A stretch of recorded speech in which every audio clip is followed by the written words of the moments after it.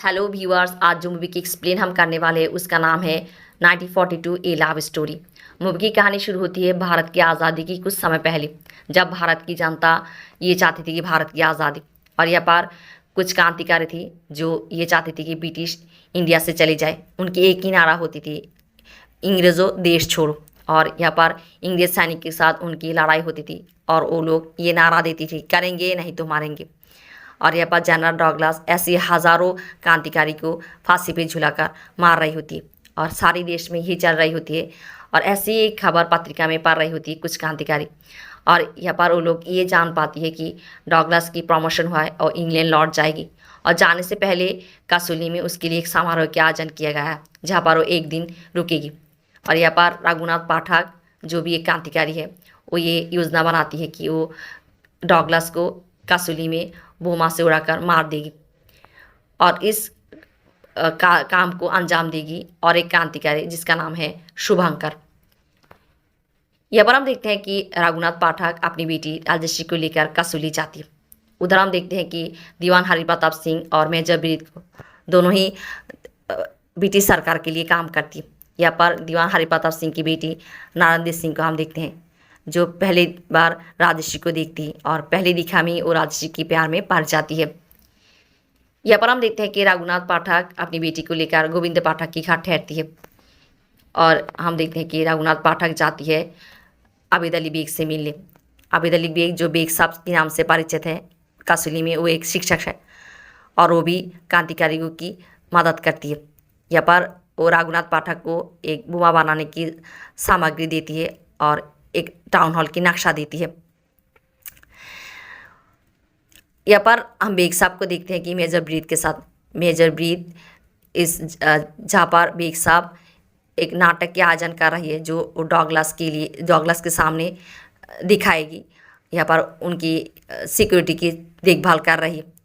और यहाँ पर ही नारायण और मेजर ब्रीद की बेटी चंदा को हम देखते हैं, दोनों इस नाटक के लिए रिहर्सल कर रही होती है। यहाँ पर ही राजश्री आती है, उसके पिता ने कुछ काम के लिए बेग साहब के पास उसे भेज दिए और हम देखते हैं कि यहाँ पर बेग साहब उसे ये बताती है कि उसे उनकी नाटक में उसकी मदद करने के लिए। ऐसे ही नारायण के साथ फिर एक बार राजश्री की देखा होती है और हम देखते हैं कि नारायण जो राजश्री को पसंद करती है और ऐसे वो उसके साथ उसके घर भी मिलने जाती है। ऐसे ही दोनों की देखा होती रहती है, दोनों को मान ही मान पसंद करती है।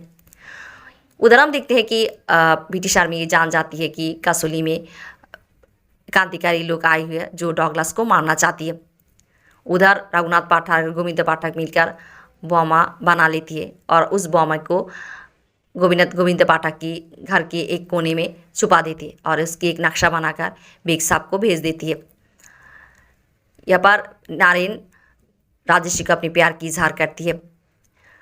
ऐसे दोनों में प्यार हो जाती है और हम देखते हैं कि एक दिन मेजर ब्रीद की बेटी चंदा उन दोनों के एक साथ भी देख लेती है और चंदा जो नारायण को पसंद करती है उसकी दिल टूट जाती है। चंदा को हम उसके पिता मेजर ब्रीद के साथ देखते हैं। यहाँ पर मेजर ब्रीद अपनी बेटी चंदा को बहुत प्यार करती है। चंदा की माँ उसकी बचपन में गुजर चुकी है। यहाँ पर मेजर ब्रीद के साथ मिलने आती है एक ऑफिसर जो मेजर ब्रीद को ये बताती है कि कुछ क्रांतिकारी कसौली में आने वाला है और मेजर ब्रीद कहती है कि वही पेट्रोल पी के जाएगी।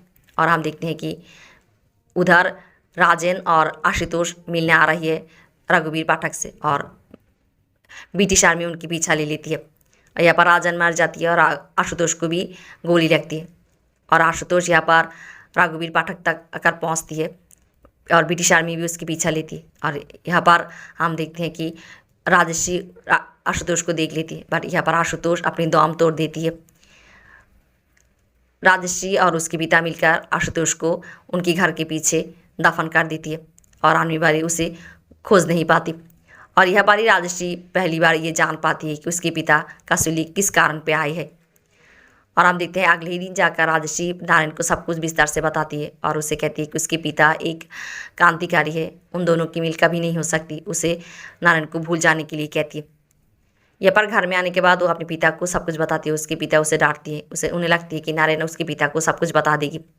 और यहाँ पर हम देखते हैं कि नारायण आती है।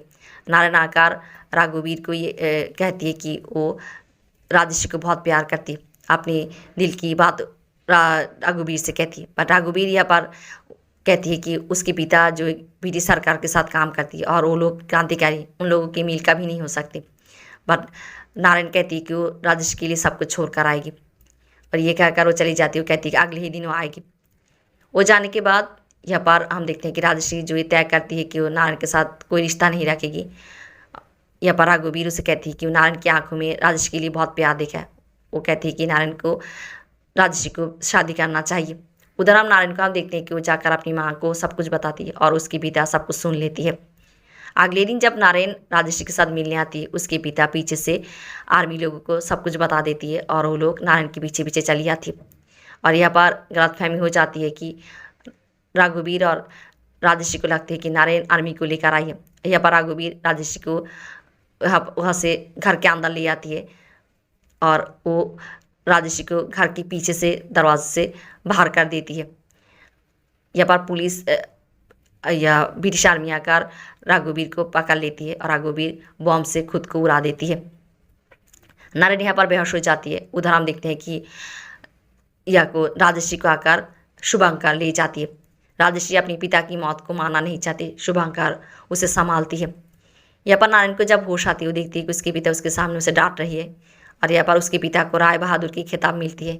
इस खबर देने की वजह से नारायण को सहन नहीं होती और वो अपने घर छोड़कर चली आती। यहाँ पर वो आकर उसकी जो ड्राइवर है मुन्ना, उसके साथ मिलती है। वो मुन्ना को ये कह रही होती है कि उसकी माँ की देखभाल करने के लिए वो घर छोड़कर चली आई। और यहाँ पर मुन्ना की घर की सामने गोविंद पाठक की घर होती है, जहाँ पर रघुवीर और राजश्री ठहरे थी। यहाँ पर नारायण को यकीन है कि राजश्री जिंदा है और वो इस जले हुए घर को देखती रहती है। वो देखती है कि यहाँ पर कोई एक आया हुआ है। वो दौड़ कर जाती हुई देखती है कि बेग साहब उस बॉम्ब को और पिस्तौल को लेने आया है, जिससे शुभंकर डॉगलास को मारेगी। और यहाँ पर नारायण बेग साहब को ये बताती है कि उन्हें बताने के लिए राजश्री कहाँ पर है, पर बेग साहब उसे कहती है कि राजश्री आप उसकी ज़िंदगी में नहीं रहा, उसे भूल जाने के लिए। उधर हम राजश्री को देखते हैं कि राजश्री शुभंकर के साथ बातें कर रही थी। वो शुभंकर को ये कहती है कि वो उसके पिता के अधूरे सपने को पूरा करे। उधर शुभंकर जो मानहीमा राजश्री को पसंद करती है। यहाँ पर नारायण का हम देखते हैं कि वो बेग साहब की पीछा करती रहती है और एक दिन वो देखती है कि बेग साहब उस बॉम्ब की बैग को ले जाकर एक जगह पर रखती है और यहाँ पर राजश्री आकर उस बैग को लेती है और नारायण राजश्री को देख लेती है। नारायण उसे बुलाती रहती है उसे कहने के लिए कि उस दिन वो आर्मी लोगों को लेकर नहीं आया था, बट यहाँ पर राजश्री उससे भागती रहती है और शुभंकर नारायण को यहाँ पर धक्का देकर राजश्री को लेकर चली जाती है। वो लोग जाकर एक बस पे चढ़ती है और यहाँ पर हम देखते हैं कि ब्रिटिश आर्मी तलाशी चला रही होती है। वो लोग बस को रोकती है। शुभंकर और राजश्री बाहर चली जाती है। शुभंकर उस उनकी जो ड्राइवर है, जो भी उनके साथ मिली हुई है, उस ड्राइवर को दे देती है। बट ब्रिटिश लोग उस ड्राइवर को भी पकड़ लेती है और वो भागना चाहती है, उसे गोली कर देती है। वो उस बैग को शंकर को दे देती है। शंकर जो बेग साहब के साथ काम करती है और यहाँ पर ब्रिटिश आर्मी शंकर को पकड़ लेती है। उधर बीरेन राजश्री और शुभंकर को बचा लेती है ब्रिटिश आर्मी से। शुभंकर और राजश्री जाकर मिलती है बेग साहब से और यहाँ पर हम देखते हैं कि बीरेन भी जाती है। वो लोग बीरेन को देखकर छुप जाती है और बीरेन यहाँ पर बेग साहब की ये बता रही होती है कि क्यों ये झूठ कहा था कि राजश्री मार चुकी है। वो कहती है कि वो राजश्री को बहुत प्यार करती है, उसे शादी करना चाहती और उस दिन वो राजश्री के घर आर्मी लेकर नहीं गया था, उसके पिता ने आर्मी को भेजा था। और यहाँ पर हम देखते हैं कि राजश्री रो पड़ती है और शुभंकर की भी दिल टूट जाती है। उधर आर्मी वाली ये जान जाती है शंकर से कि बेग साहब भी इस षड्यंत्र में शामिल है और हम देखते हैं कि बेग साहब के साथ शुभंकर और राजश्री बातें कर रही थी और शुभंकर ये कहती है कि उसके पास एक चाकू, उस चाकू से वो डॉगलास को मार देगी। यहाँ पर ब्रिटिश आर्मी शंकर को लेकर आती है बेग साहब को अरेस्ट करने के लिए और शुभंकर ब्रिटिश आर्मी को उस आर्मी लोगों को मार देती है और तीनों यहाँ पर भागना चाहती है और मेजर ब्रीथ उन्हें देख लेती है। बेग साहब शुभंकर और राजश्री को भगा देती है और कहती है कि मेजर ब्रीथ उनकी दोस्तों से उन्हें कुछ नहीं करेगी, बट मेजर ब्रीथ यहाँ पर बेग साहब को गोली कर देती है। उधर चंदा और बीरेन आती है, वो आकर ये देखती है और मारने से पहले बीक साहब बीरेन को कह रही होती कि शुभंकर कैसे डॉगलास को मारेगी, उसके बाद पिस्तौल वो माँ कुछ भी नहीं है। ये कहते कहते वो मार जाती है। बीरेन ये तय करती है कि वो शुभंकर की मदद करेगी और वो अपने घर जाती है उसके पिता की पिस्तौल चोरी करने के लिए। और यहाँ पर वो पिस्तौल लेती है, उसके पिता देख लेती है, उसे रोकना चाहती है, बट वो अपने पिता को डराकर उस पिस्तौल को लेकर चली जाती है।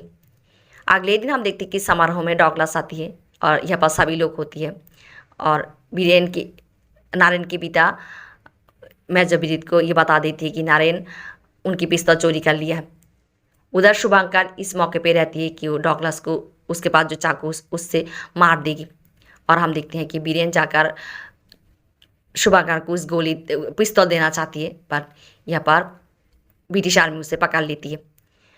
जनरल डॉगलास नारायण को मारना चाहती है गोली से, बट जब यहाँ पर जनता जय हिंद करती रहती है, वो अपनी सैनिकों की आदेश देती है कि नारायण को ऊपर ले जाकर फांसी देने के लिए। ऐसे जनता ये देखी कि ब्रिटिश सरकार के विरुद्ध जाने के अंजाम क्या होती है और ऐसे ही नारायण को ऊपर ले जा रही होती है फांसी देने के लिए। उधर हम देखते हैं कि शुभंकर ये करती है कि भेस्तीवाला को आकर ब्रिटिश आर्मी के एक ऑफिसर ले जा रही होती है टाउन हॉल की सीढ़ी पे जो खून लगा है उसको धोने के लिए, और यहाँ पर शुभंकर उस भेस्तीवाला की भेस्ती में पानी की जगह केरोसिन दे देती है और भेस्तीवाला जाकर उस केरोसिन को उस यहाँ पे सीढ़ी से केरोसिन से उस खून को धोती रहती है और यहाँ पर ही शुभंकर टाउन हॉल की सीढ़ी में आग लगा देती है।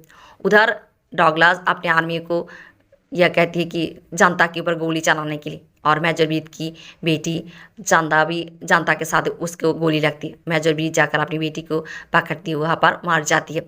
उधर हम देखते हैं कि शुभंकर टाउन हॉल के भीतर चली जाती है और भेस्तीवाला से उस भेस्ती को लेकर सारे वो केरोसिन डालती रहती है और आग लगाती रहती है। वो जाकर बीरेन को भी बचा लेती है और हम देखते हैं कि यहाँ पर मेजर ब्रीद जब डॉगलास को मारने जाती है, वो डॉगलास को नहीं मार पाती और यहाँ पर शुभंकर भी आती है डॉगलास को मारने की। डॉगलास शुभंकर को गोली मारना चाहती है और मेजर ब्रीद शुभंकर को एक झंडा दे देती है और वो उस झंडे से डॉगलास को घायल करती है और एक रस्सी से उसे बांध लेती है और उसे ऊपर ले आती है और फांसी पे झुला देती है और आग लगा देती है।